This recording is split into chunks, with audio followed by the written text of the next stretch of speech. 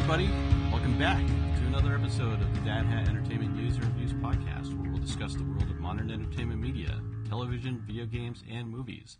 I'm your host, Sean Fontaine, along with co-host Jessie Skillings. Hello. And Derek Lloyd. Hey, everybody. So we are here to bring a little sliver of normalcy to these not very normal times.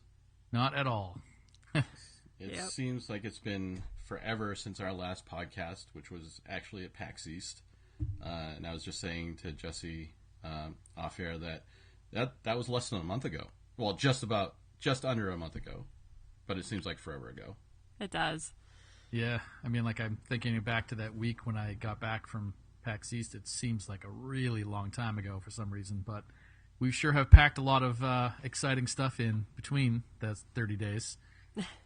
Yes, exciting is the word. Yeah. We'll use that. It's very upbeat. And obviously, you know, with everything going on, our schedule had changed a little bit, which is why, you know, this episode is coming to a lot. Well, not a lot, but a little longer than typical. But hopefully we'll be getting back to some semblance of normalcy, so you guys will have something to listen to while you're stuck at home. Yeah, I mean, the Jessie's and Sean's categories, it seems like it's the perfect opportunity to do more of those, but mine gets a little harder. Like, I was really looking forward to, you know, when we started doing this podcast, I'm like, this is great. I'm going to be back to the theater more, because I had sort of let that, I had kind of shifted the way that I consume movies a bit. So I was like really excited. It was like a good reason to get me going back to the theater again. So, well, that's changed now. So this particular one for this week, I watched from home. So at least they had that option for these new releases. Yeah, it's good that they're doing that. I guess they have to. I watched a couple that way. It's kind of weird, but I mean, I hope it doesn't do much to the theater industry when this is all over, because I still enjoy going to the movie theater, but it's nice to have options. Agreed. I actually came into this year thinking that this was going to be what would probably amount to the worst year in Hollywood history. It turned out that's going to be true, I think, but not for the reasons that I suspected. Right. It's just nothing but really, like, it's a lot of uninteresting stuff this year. It looks like, you know, more and more entertainment is shifting into the online consumptive form and less about going to the theater. It seems like the only thing that does well at theaters are these big, giant, you know, Marvel superhero type movies that are enough to get everybody to come out, you know? Mm-hmm. Yeah. Although I, for one, am all on board for getting brand new movies online, like, immediately. Like, I've been waiting for it forever. No, wait. And I love it. I mean, I have wanted this to be just a regular service that you could get anytime, and if you pay a premium for it, why not? You know? Yeah, they got more money out of me on this movie than they would had I gone to the movies. So. Oh, that's true. Because they're charging also like $20, right? Yeah, it was $20. Yeah, but it also depends on the size of your family, right? Because if you went to your theater and, you know, saw it with your family, it would cost more than $20, right? Yeah. I mean, that's true. Although that is not typically the way that I've been doing it. I love going to the movies by myself. But the upside is there will be nobody in the theater to ruin the movie for me, which happens like 8 out of 10 times I see a movie, you know. Yep. But I'm sort of stuck up about it. But I go into the movie theater, I just want to get lost in the experience, and more often than not, there's somebody in there that is not at all interested with my interest in the experience. Shocking. Yes, yeah. I hate that. It's it's the worst. Cinema etiquette is so rare nowadays. I would pay double the money if there were, like, soldiers patrolling the aisles, like, shutting people up who... Yes. Or, like, if they had, like, you know, like miniature cones of silence in each chair, so, like, you only can hear, like, what's playing, you know, not everything around you. Yeah.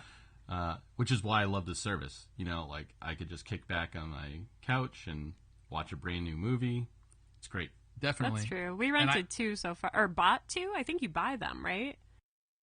Like in this case, it was a rental. So I paid $20 to rent the movie for 48 hours. Oh, okay. I was trying to determine if it's like permanent or like just a rental, because we saw Bloodshot and we got Onward for the kids the other night. So okay, cool. And those were purchased?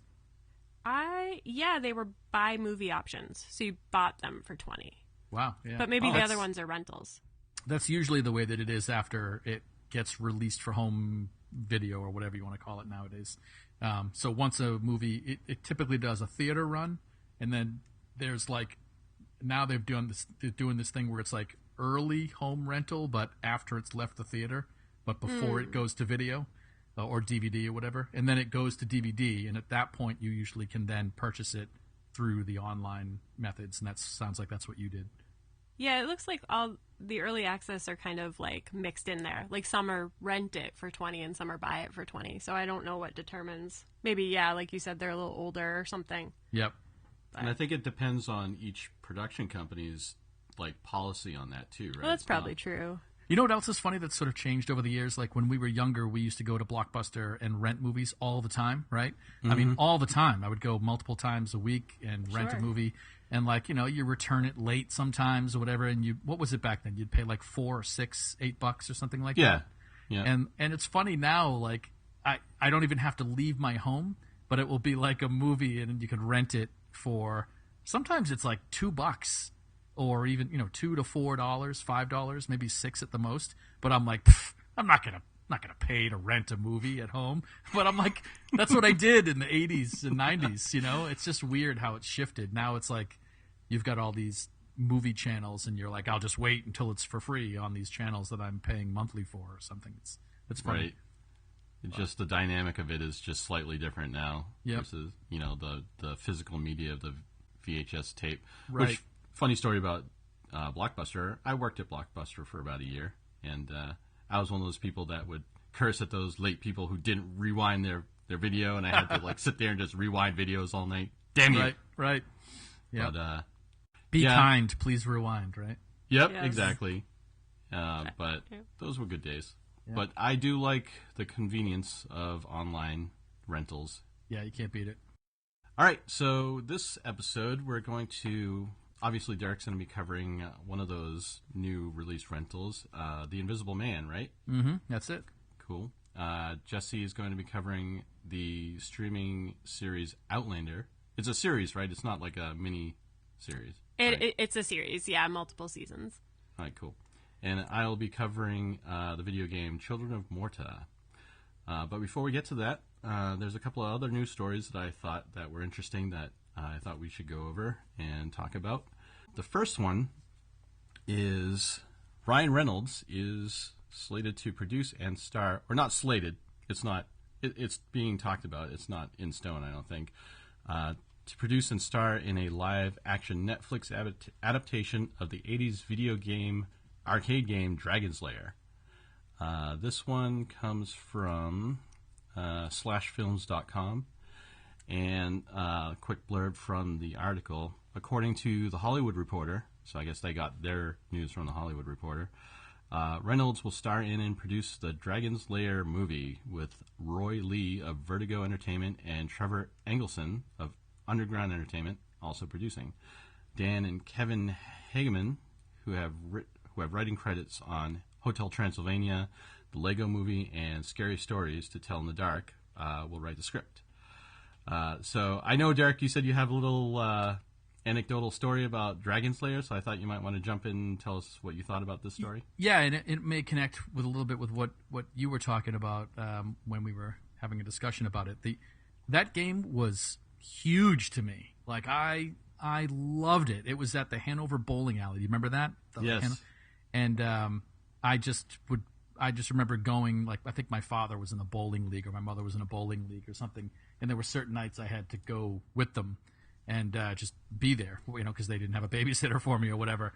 And they would just keep throwing quarters at me, and I fed that machine so many dollars worth of coins.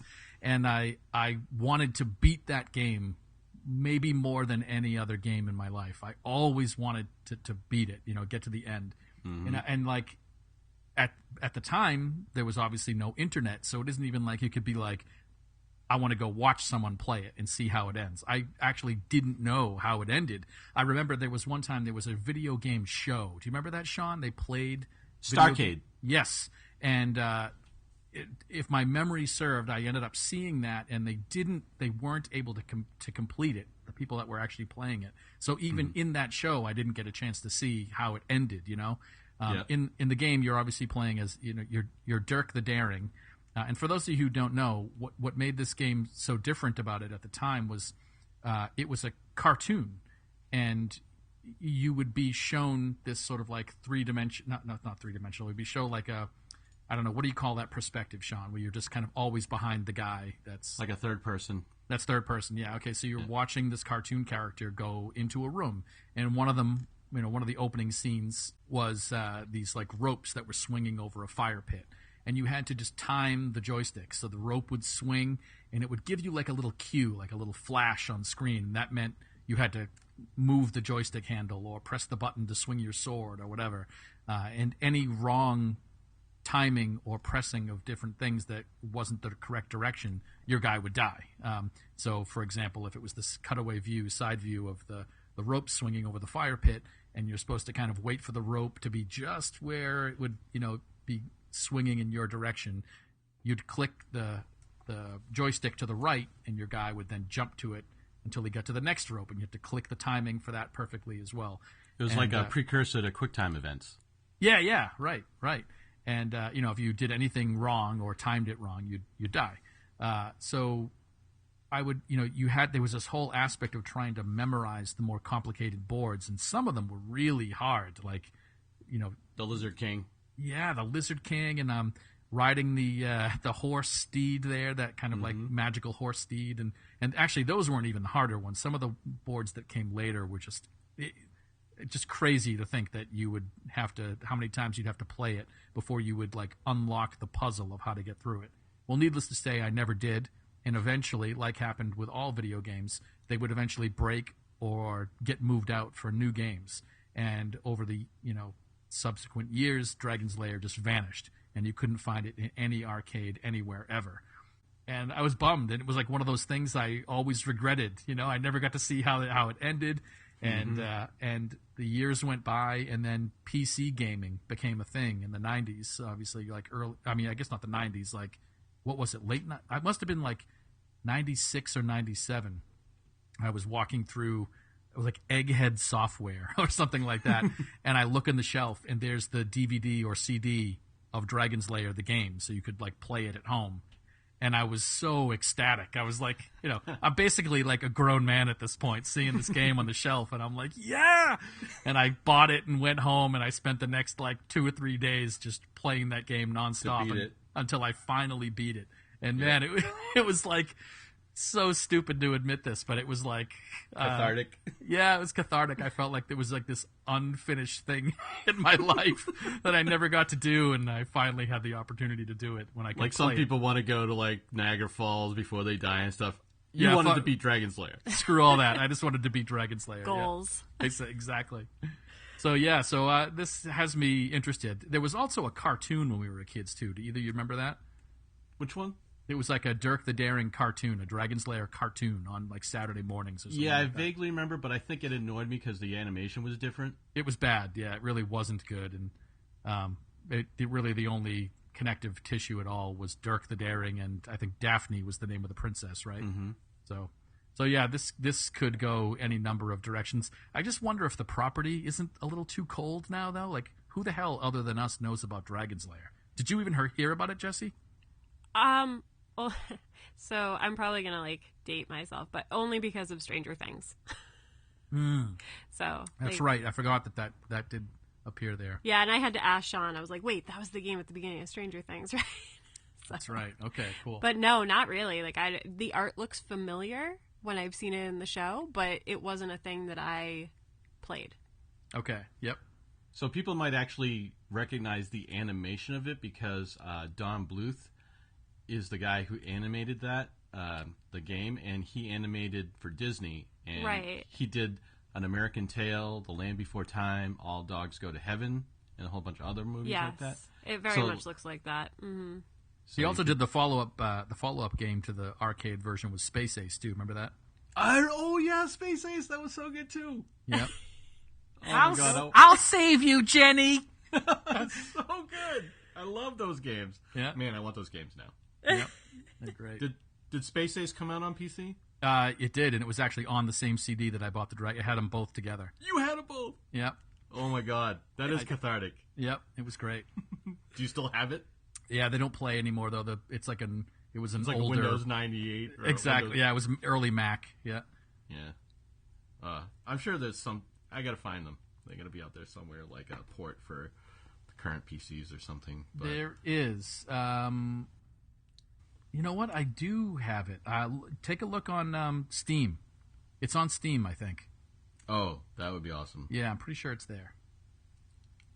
Now that you say Space Ace, it's like I'm getting all nostalgic. Yep. Just thinking about it. Right. Because I think they had Space Ace at the Hanover Theater. Didn't they? That's right. They did. Yep. They did. So I remember playing it there. And, those games were great. Yeah.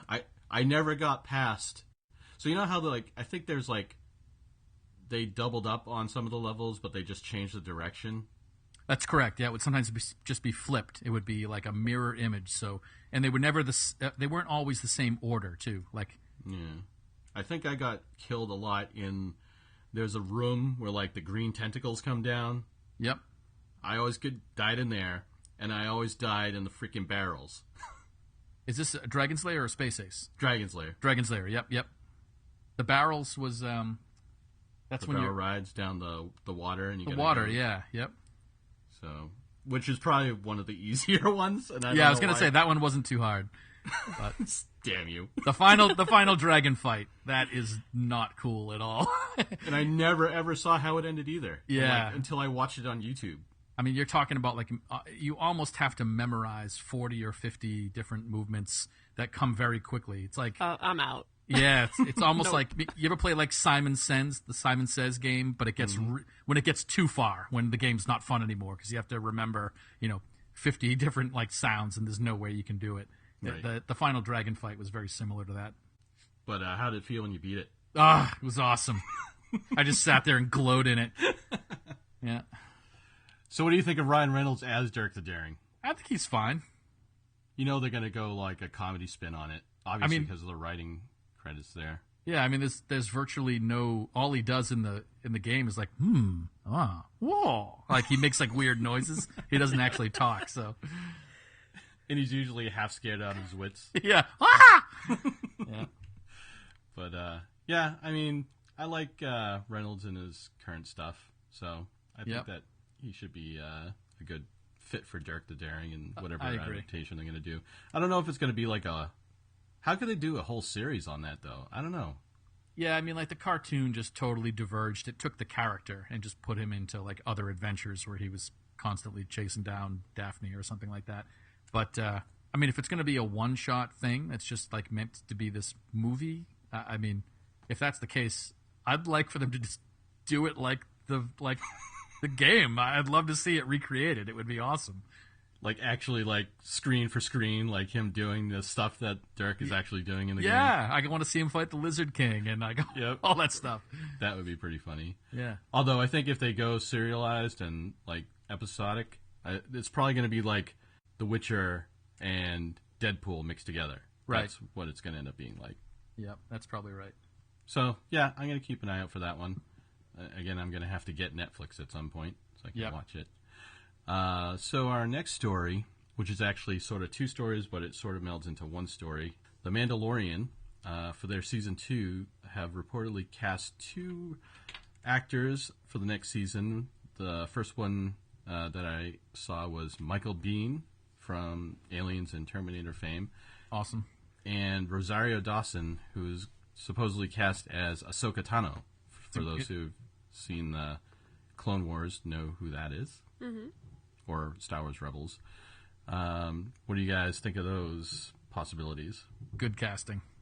I love Rosario Dawson. I'll pretty much watch anything she's in. Agreed. Yep. I saw they did the headshot picture of her next to Ahsoka, and I'm like, that works for me. Yep. Yeah. Yep. Yeah. And Michael Biehn, I've been waiting for that dude to make his comeback anyway. I love that guy. Yeah, that'll be interesting. Yeah, he's supposedly going to be playing a bounty hunter, which fits right with his persona that I have in my mind. Totally. I always wished his career had gone a little better for him towards the end. I don't know what he's doing lately at all. So I'm happy to hear that he's coming back here. I don't even know what he did after like the late 80s, early 90s. Had he done anything of note? Like, I can't remember Not what that I this was recall. specifically, so this might not be the best shot for me to go for an anecdote here. But there was some movie that he was supposed to be in, and it would have been big for him, and somebody else got the role instead of him. After it was like one of those like, hey, you've got it, and then somebody changed their mind, like an actor strongly recommended somebody else be put in the role that he was going to get, and I remember seeing an interview with him, and I can't remember the movie off the top of my head, but it burned him pretty bad. And he still looked at it in this thing. He was like, "Yeah, I sometimes wonder what things would have been like had I got that role." He was like pretty. it could have been career altering for him. Like he could have been the next Tom Hanks. Like. Yeah, I can't remember what it was. So I'll have to see if I can think of it. But Yeah, it's too bad that he had fallen into obscurity. But I'm so psyched that he's potentially gonna be in The Mandalorian. That's me too. Totally right up his alley. Yep. That's on his IMDb already, The Mandalorian. Oh, sweet. Yeah. It's pretty much confirmed. And he's That's had awesome. a bunch of little roles all through the 2000s, but nothing I've really heard much of. So he's been in things. We just haven't seen him. Mhm. I was going to wait for my review to get into this, but this might be a better place to just kind of slip it in really quick. But that the director of The Invisible Man, which I'll be reviewing, Lee Whannell, is I didn't notice this until I was actually doing some research on names of certain people that were in the film, and that director is slated right now for the directorial spot for the remake of Escape from New York, which What? makes me a little ill to even say out loud. Oh That's my like, God. Yeah, it's just like I like make me eat my words later, both of yous, but like I think it's doomed to failure. That movie, doomed. It's such a niche, like, thing. Like Escape from New York isn't for the average moviegoer. Really. I think the ending of Escape from New York, it's one of my favorite endings of any movie ever. I love it when he switches out the tape. You know what I mean? It's just so good. Like ultimate anti-hero, let the world burn. Great, great, great moment in film history. I just don't think you can't top any of that stuff. I don't think. You can't bottle it and sell it again. No. Snake Plissken is that character, just like Han Solo is. Harrison Ford is Han Solo. Kurt Russell is Snake Plissken. It's just, I don't know. And who would they even? I can't even imagine who they would cast for Snake Plissken. It's probably going to be some ridiculous, like, young, strapping dude. You know what I mean? Yep. Just, I don't know. Again, I'll be happy to eat my words later, but I don't think I can do it. And so anyway, I was going to mention that when I was doing the review about what else Lee Whannell has done. But yeah, he's on for directing that, which whatever. We'll see. We'll see where that one lands. Man, I was feeling good till just then. I know. Yeah, let me bring you guys down repeatedly throughout the course of this. Now we're at the same level. But and yeah, Rosario Dawson. Going back to that, I think she's a pretty amazing actress, and I think physically and just the looks, like her looks, like fit Ahsoka Tano perfectly. Totally. Like I can totally see her double wielding the sabers and jumping around doing crazy Jedi moves and stuff. Yep. And it'd be cool to see someone with a lightsaber in The Mandalorian, which we haven't seen yet. That's true. That's trtrue. Yeah, I hadn't considered that either. Yeah. And she's probably going to be taking on the role of trying to help find, Baby Yoda's home. Yep. So the child's home, because they need to find these force-wielding, space wizards that they talk about, and she's definitely going to be one of them. Yeah. So, yeah. Cool. I'm looking forward to that. Definitely. Me too.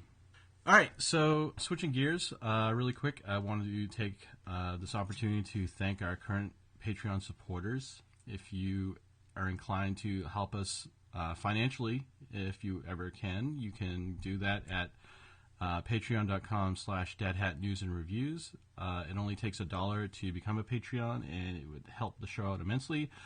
Just as helpful, though, if you could give us a review or talk about us on your favorite podcast platform of choice and give us like they have the star reviews.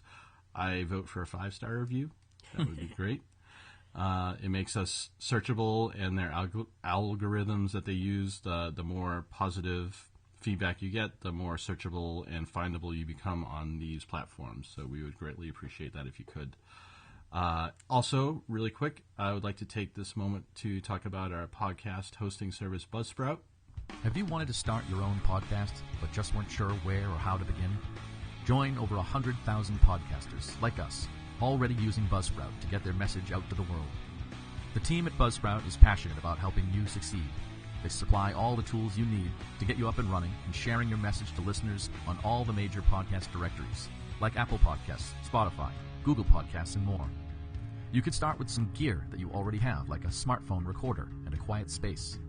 If you want to upgrade, Buzzsprout has tons of guides to help you find the right equipment at the right price. At Dad Hat, we did quite a bit of research before landing on Buzzsprout to use as our hosting service, and after using it for a while now, we've come to realize that it was the best choice by far. You'll get a great-looking podcast website, audio players that you can drop into other websites, detailed analytics to see how people are listening, tools to promote your episodes, tips and training videos, and more. Following the link in the show notes lets Buzzsprout know that we sent you, gets you a $20 Amazon gift card if you sign up for a paid plan, and helps support our show. Buzzsprout, the easiest way to start a podcast. Also, if you want to become a potential sponsor of the show and have us talk about your service or product, we have a space here ready for you. And you can contact us to set that up at dadhatnewsandreviews@gmail.com. And lastly, if you ever want to tote some cool merch, we have a Teespring merch store where you can buy hats and t-shirts with our logo. The link for that Teespring site will be in the show description. I was going to read it, but it is way too long. All right, going into our reviews. Do you want to lead off, Jessie, with Outlander? Sure, I can do that. Cool. I've been watching this for a little while. It's available on Netflix, and it's also anywhere that Starz is available. So I think Amazon and Hulu have those as options if you want to watch like more current seasons, because I think season 5 is only available on Starz. So that started in 2014, and we're on season 5 now. I actually just caught up this week. It took me a little while. And it was originally based on like a book series. I think there are like 9 books. I haven't read any of them, but after watching the series, I kind of want to, because it seems pretty interesting, and I'm sure the book kind of delves into stuff more. It follows the story of Claire Randall. She's a British Army nurse from like the 1940s, and time travel isn't like a focus of the show, but it is how she gets back to Scotland about 200 years back from her time. They don't like go into the details of how people time travel exactly. There's certain places where you can do it from, and you can only do so if you have like specific types of gemstones on you. So she was able to travel 200 years back, leaving behind her husband in the 40s, and meets up with a Scottish rebel named Jamie Fraser. And you kind of follow their adventures for like a season. She travels back and forth a bit, not to give too many spoilers or anything, but she does go back into her time. And there are other people who time travel in the show as well, like a few other people. But she goes back as far as, I think she starts off in like the 1740s, which is historically in the midst of the beginnings of the Jacobite rebellion in Scotland. So there's a lot of real history in the show, which is really interesting. She ends up kind of confiding in a few people about her being from the future, so they start kind of looking to her as like a healer, going to her for medical advice. Little bit of a spoiler, she actually starts working on like reinventing penicillin, like when she's traveled back in time in season 5. So watching that whole process is kind of interesting too. But I ended up getting through the all 5 seasons in probably only like a month. So it's not something I can watch around the kids. So it took a little while to get through it, because every time they would like come in from outside, especially with all of us being quarantined in the house or self-isolating in the house, they would like come in and I'd have to kind of pause an episode. It would take like a few hours to get through an hour-long episode, but it's really good. I'd probably give it like 4.5 stars. I think it's rewatchable. Wow. Yeah, there's so much to it that you could easily watch it again and kind of see things you missed, follow more of the story. I found myself looking up a lot of stuff online, like, oh, did that really happen? And they mention a lot of real battles, a lot of real places. Even some people are based off of real people. It is a difficult show to watch. I would say, like, I don't normally give, like, trigger warnings for things, but honestly, if you have any kind of PTSD surrounding, like, rape issues, it's not the show for you. Like, there are some really intense episodes that I had to kind of fast forward through, and it's kind of interspersed throughout the show. Like, it's a little unpredictable, so maybe just watch with caution if that's something that's not really, up your alley. It's pretty intense. Is the level of intensity like a Game of Thrones level, or like different? Yeah, it's on par with Game of Thrones, I would say, because there were definitely some scenes in that show that I had to kind of not watch. So, yeah. But and the time. Go ahead. Sorry.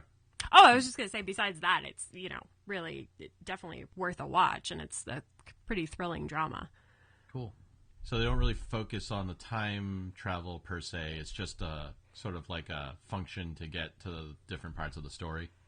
Yeah, it's just kind of a thing that, like I said, they don't over-explain it. I mean, you are led to a few reasons why it happens, but there's no, like, because I definitely looked it up trying to, thinking maybe I missed something in the show, like some big explanation, but there really isn't one. She doesn't go out of her way to explain it. It's more just, well, that's something that they were able to do because of these couple things that aligned.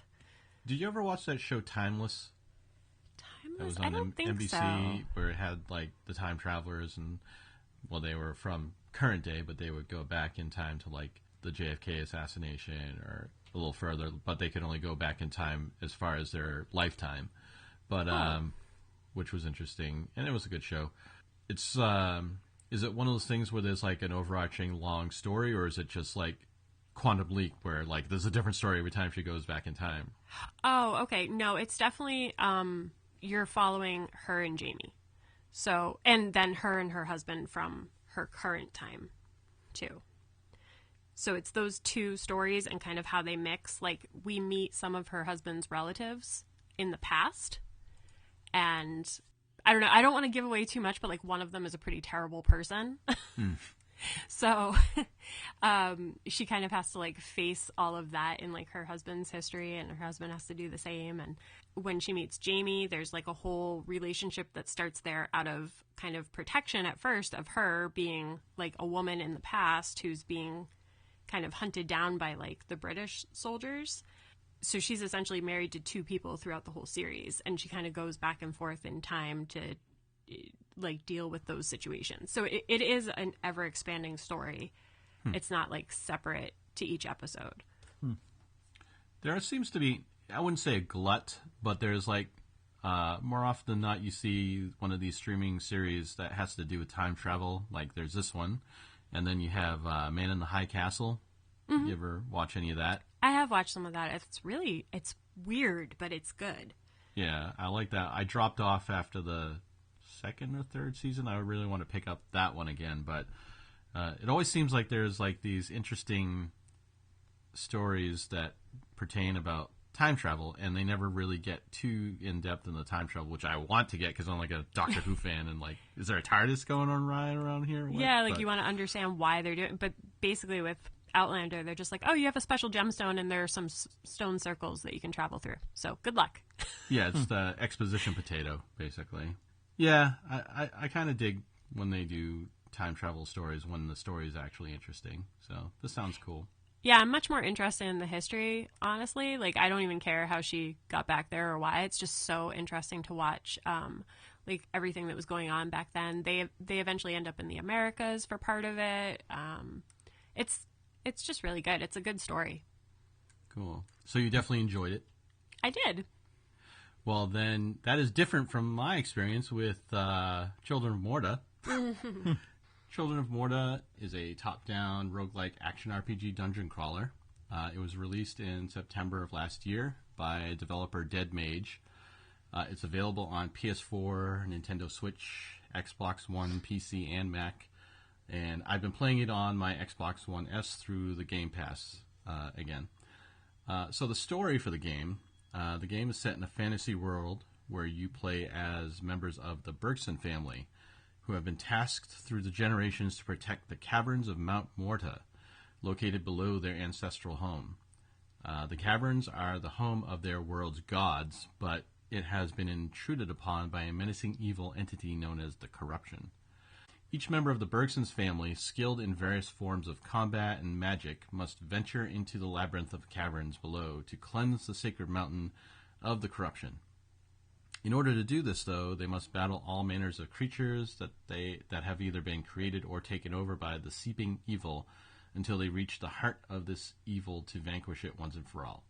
Sounds cool, you know? You think that this game's going to be great. So the gameplay. The game is in many ways your typical top-down dungeon crawler. At first glance, when I saw it, the game really reminded me of the old arcade game Gauntlet. Do you remember that one, Derek? Oh, yeah. The visuals and the actual movements and the scenery are pretty much just like that. Maybe not just like that. They have their own artistic style, but you get what I'm trying to say, I guess. It actually does offer a cooperative gameplay as well, up to 2 people, I think, but is touted as a single-player campaign. The majority of the gameplay is basically spent clearing the dungeon levels of monsters. No spoiler there. As you kill enemies, you collect money called morv, basically gold coins, and gemstones used to unlock special items. And you also pick up these artifacts along the way that give you special buffs and special powers. In between dungeons, you spend in the Bergson's home, where most of the story is told in small narrated snippets. There's also an armory and library in the home where you do some crafting and lore. We can look up the lore of the world. You can use morv that you collect to increase your character's overall health, combat ability, and armor base, as well as your spellcasting ability. Funny that you can buy that. You would think you'd want to train to do that, but, you know, anything you can buy, basically, with morv. These traits are all shared among all of the Bergson family members, so you don't buff individual characters. You just buff the family as a whole, and you just use each character separately. The enemies are very predictable and similar to each other in behavior, only differing in their appearance and scale of difficulty. They all follow a basic algorithm, which is move towards the player, attack player. If hit, stop following the player for a moment, take damage, then start following the player again. Rinse and repeat. Very, very compelling. You find along the way some magical items and potions, like I said before, that you add to your inventory that help you along the way. Some of them allow you to do lightning strikes on your enemies. Some of them give you health regeneration. Some of them give you like a projective shield. But since this is supposed to be a roguelike, the difficulty is ramped up really exponentially, and these are few and far between, at least to start. Regardless of how fast or slow you begin to clear or not clear each dungeon level, I noticed that the story continues to unfold in the narrative exhibition regardless. You also start getting access to different members of the Bergson family to use as your player character, regardless of how well or poorly you're doing. So this seems to happen no matter how good or bad you play, like I said. This was very confusing to me. I started with a character named John, who is basically the tank. He's the melee character. And as you go through, at some point, they unlock this character, Linda, who is the daughter. She's the ranged weapons person. She has a bow and arrow. And then I got to the point where they unlocked her brother, little brother Kevin, who has these double-wielding knives. There are 4 other members of the family that you can eventually unlock as you play that I didn't get to. I use the word unlocked lightly since I have no idea what metric was being tracked to allow them to become playable. They just became playable at certain points. I never completed the first section of the dungeon, so it couldn't have been based on progress. So there's that. The same could be said with the story exhibition. It would, regardless of my lack of progress, continue to reveal bits and parts of the overarching story, which felt completely strange to me and just not right, if that makes any sense. Like, I always seem to be playing games that the story progresses as you progress, but if I'm not progressing in the gameplay and the story's progressing, there's a disconnect. It just feels strange. It's like it's running over me. So my overall impressions, it's a game that mechanically seems to be well designed for what it is, a dungeon crawler. The execution, however, leaves something pretty much to be desired, as you can probably tell. The grind of slaying all the monsters as you plod your way through the dungeons gets old very fast, since the enemy AI is so basic in nature that there is very little strategy involved in the combat and gameplay, but since it's a roguelike, there are so many enemies that they throw at you that it's nearly impossible to progress. You basically run and shoot, backpedal and shoot, get the enemies in a tight space or a column in front of you by letting them all chase you, and then you kill them, grab the loot that they drop. And that's another thing, which I thought was kind of weird. There are different enemies that you kill in this, like they're, skeletal warriors and these weird, like, hooded, goopy figure things, but I don't know their specific names. But they also have, like, these giant bats or these spiders, big spiders, small spiders. And when you kill them, they drop coins. Like, why are these spiders carrying coins? I don't get it. So, that's that. The art style is definitely based on traditional top-down RPGs like Zelda, Legend of Zelda, or Gauntlet, like I had mentioned before. The devs at DevMage were definitely going for that retro look, like the 16-bit graphic look, and they pretty much nailed it. It's a good-looking game for what it is, but that's not enough to carry the game on its own. The gameplay got really boring and aggravating, and eventually due to the final boss in the first dungeon being ridiculously overpowered for what I had previously faced as an indicator, I just couldn't get beyond that. So, yay, that was fun. Not. Final thoughts, I got very bored very early on. Had it not been that I was determined to gather enough information to actually cover this in my segment, I would have dropped this like a hot potato long before now. So, there's my take on Children of Morta. So even though you didn't complete your example of the first dungeon, it came back and the story progressed like it doesn't even matter if you beat it or not? Exactly. Yes. I just found that very strange, very odd, and I'm wondering, if you never beat the first dungeon, do you complete the story completely, or they just run out of story things to tell you, or they have a million little story things to tell you while they keep you occupied while you're sucking, Yeah. It doesn't sound very challenging if that's the case. No, and it's just a strange way to expose the storyline. And it wasn't that it was a sandbox where you can go back and complete that dungeon, or like what? Can you go back and try it again? Is that the? Yeah, I mean, once you die, you come back to the household, and then you can either try again as the same character, or you can try again as the other characters that become unlocked. Which I was saying, like, for some reason or other, they just become unlocked at certain points, and it had nothing to do with my ability because I was sucking. So yeah. It's just very strange. Or maybe they were just saying, maybe he sucks at this guy, maybe we should give him this person. Maybe he'll do better with that person. That's and weird. Like, I was definitely better with the range combat with the bow and arrow because, you can just run backwards faster and just, like, peg them off as they're coming at you. But, again, it's like the enemy AI where it's just you're in the middle of the screen, they come to the middle. If you're in the corner of the screen, they go to the corner. It's just that very simplistic AI that was just very boring and annoying at the same time. So, bummer. Yeah, this was a dud. Yeah. I can't, in good conscience, recommend it at all. I mean, I was going to say, if you like things like Gauntlet, but no, don't play this. Yeah, just play Gauntlet. Yeah, totally. Another quarter eater. Exactly. That was another game that was at the Hanover movie theater that I spent countless hours and money on. Wizard, your life force is running out. And then you die. Yeah. And you become the little, like, pile of bones, and that's right. The ghosts start coming out of your bones. Yeah. Great move. Great game. I should have played that instead. I should have found the PC version of that. I'd love to put some time into that game again. Although part of its allure was that you wondered if there was an end. It turns out there was not an end. There was no final level for that game. It just played infinitely.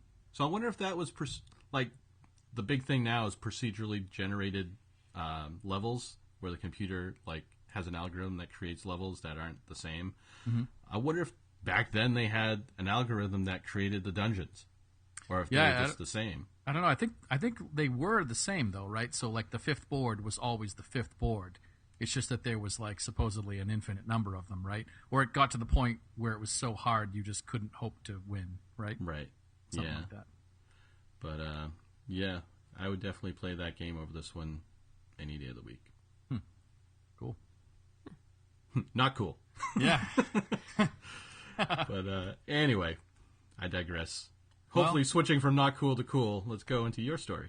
Yeah, we are going to switch from not cool to cool. So I'm reviewing The Invisible Man. It was a rated R movie. It's 2 hours and 4 minutes long. And as I said, it's directed by Lee Winnell. I think I'm saying that correctly. Who doesn't have a huge resume that certainly... In fact, I haven't seen any of his other movies. He did Insidious Chapter 3, which I certainly did not see. And Upgrade is maybe his other most famous one. Did either of you see Upgrade? No. It did fairly well. I think some people. I've heard some mixed reviews on it. I think isn't that Bradley Cooper? Wasn't he the? It's not ringing any bells for me at all. Yeah, I'm pretty sure. Let me just double check. I should have already. No, I think the Bradley Cooper movie is a different one. You're right. That has to do with like he takes some weird drug and it makes him better and stuff at everything. And that's right. Oh, Limitless. Limitless. Thank you. Yes. Okay. Yeah. All right. I got them confused. I think Upgrade is. Let's see. What does it say? Upgrade set in the near future. Technology controls nearly all aspects of life, but when Gray, a self-labeled technophobe's world's turned upside down, his only hope for revenge is an experimental computer chip implant. I guess that's why I got it confused, because Limitless is similar, right? Like it has. Yeah, this premise is where they like augment themselves. Okay. Somehow. Yeah. I should have looked that up. I read it and it immediately I misclicked there. But yeah, so Upgrade was the only other movie that he had done that I had really heard of. It's starring Elizabeth Moss, who's actually been in a lot of movies, but a lot of it's been like that girl. You know what I mean? Like you didn't know really who she was, but you recognize her face. She's in Picket Fences, Escape to Witch Mountain. Girl Interrupted, I think, was the one that I remembered seeing her from the first time. Oh, she was in that, yeah. Yeah, she was one of the girls. Mm-hmm. The Missing, The West Wing, Get Him to the Greek, she's in that briefly. The Old Man and the Gun, The Handmaid's Tale, she's in. She's also in Us in a very small role. And The Kitchen is one of the more recent ones that she's done.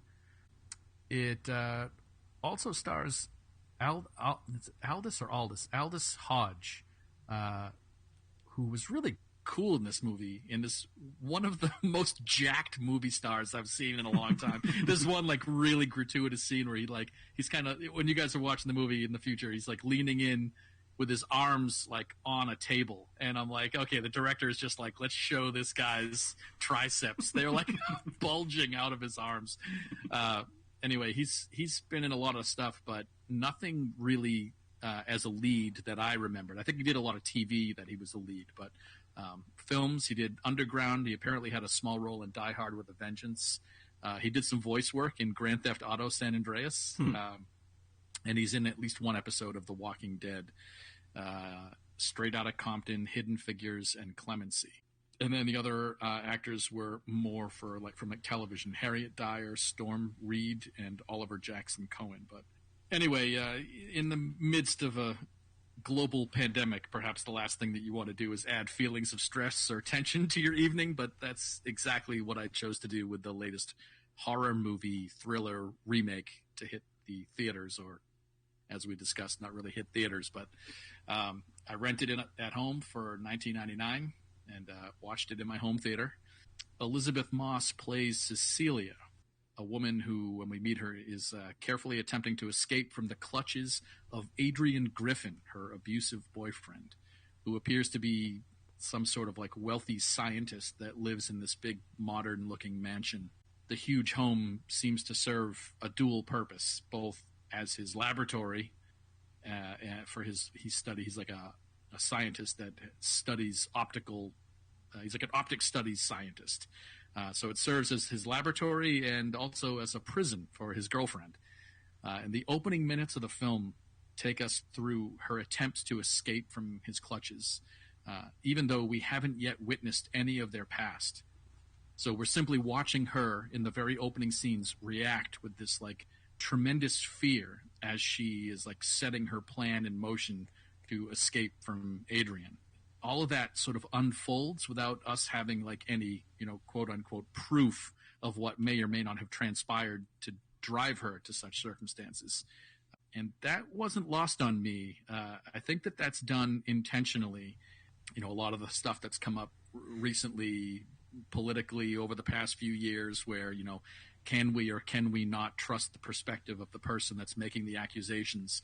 I thought it was like kind of a clever way to do this movie where we don't get to, it doesn't show you what the abuse was. It's just the movie opens and we are right away, the way that it's filmed and constructed, we understand what's going on. And man, she did an awesome job during these opening scenes, like creating this feeling of tension. Like I actually think one of the very first opening shots is just her laying in bed, kind of like turned sideways so that we can see her face. And, her boyfriend's arm is like around her and she's very carefully trying to remove his arm from her and, tells us that she's trying to sneak out of bed without him knowing it.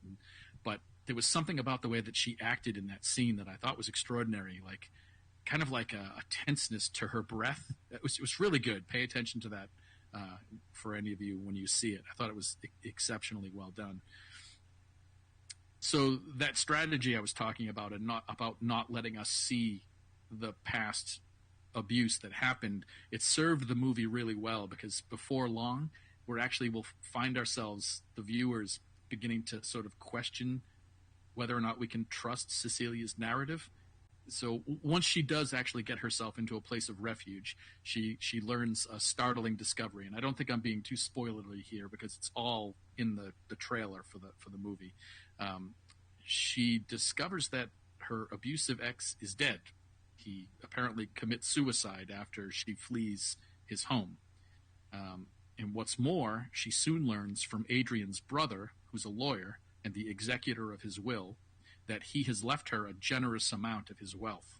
I think it was like $5 million or something like that she'll get paid in $100,000 increments each year.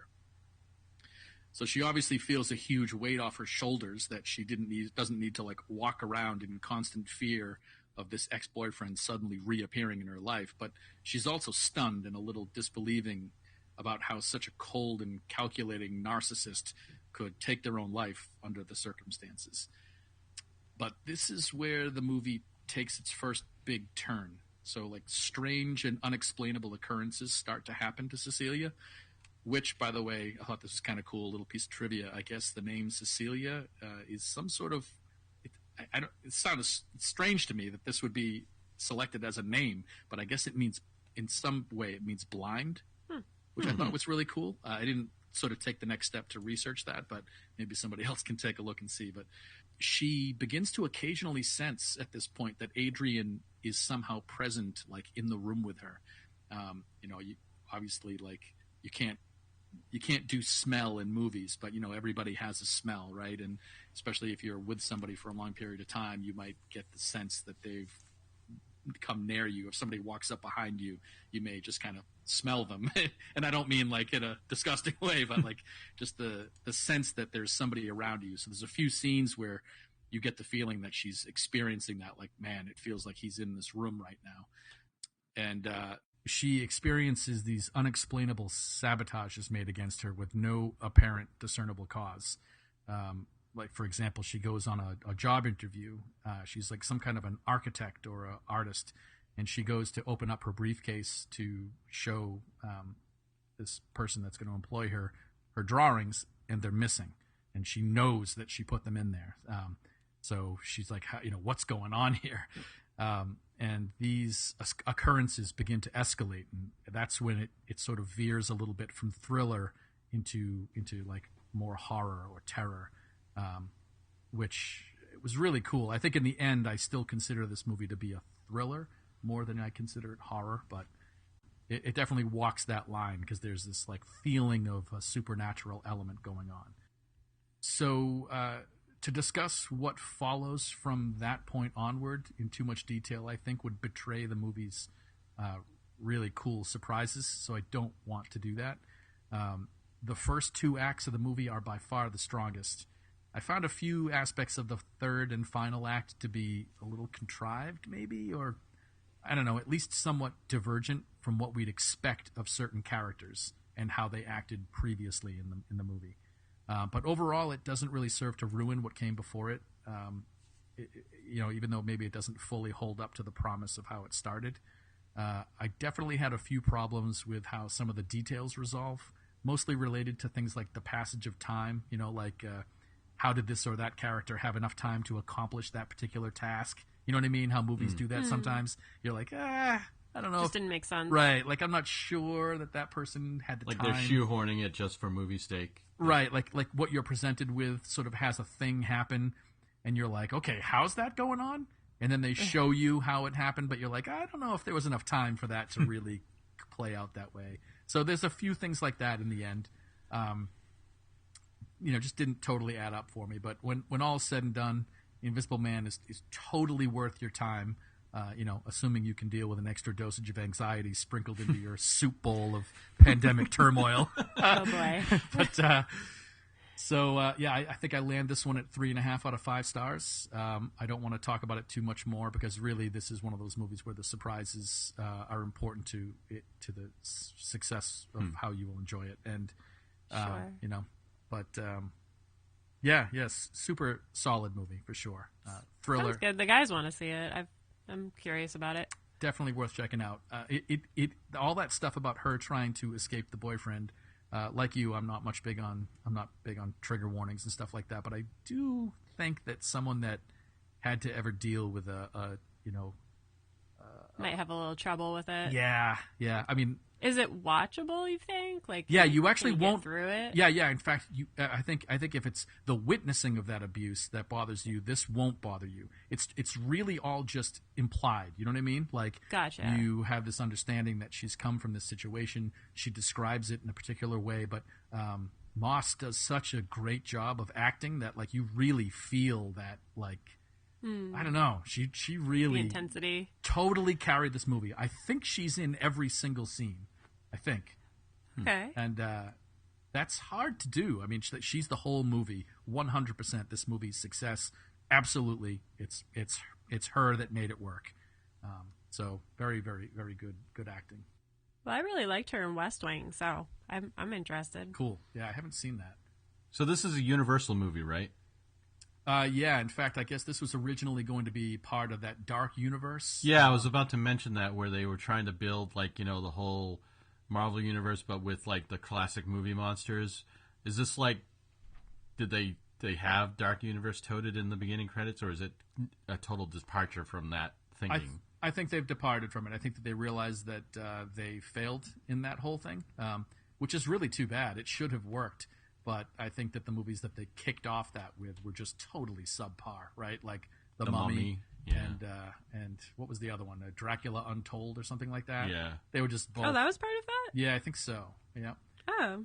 And okay. whether it was good or not, I can't say. I didn't see the Dracula Untold. But did you see it, Jess? I did. It's actually one of Kyle's favorites. Okay, I liked cool. Dracula Untold, but they totally I liked dropped it too. They dropped the ball with The Mummy, and Tom Cruise didn't do anything for that either. Yeah, that was a wrong I didn't move. see that one. I feel like they've never, ever, and I'm talking like even the originals, I just don't feel like they've ever done The Mummy good. Right. I don't care about the Brendan Fraser stuff. That was like comedy, I don't even think it's fair to say that it's Indiana Jones-ish. That was just straight up like a comedy with a monster. Even the black and white stuff just doesn't hold up to you. Not for me.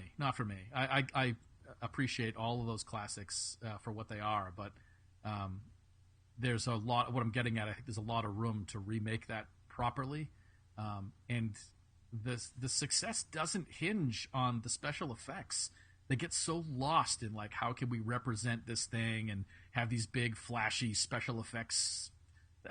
To me, that's not really what those stories require. They require really good storytelling and setting and ambiance and all that stuff for them to succeed properly. And they always focus on the wrong thing. So at least so far. Like when they did Bram Stoker's Dracula and what's his face played him? Gary Oldman. Yeah, I love that movie. How do you feel about it? Do you like it? I loved it, and I think that's where you like. It wasn't all about. I mean, it really wasn't about special effects. It was all about his performance as Dracula. Oh yeah, yep, so good, yeah.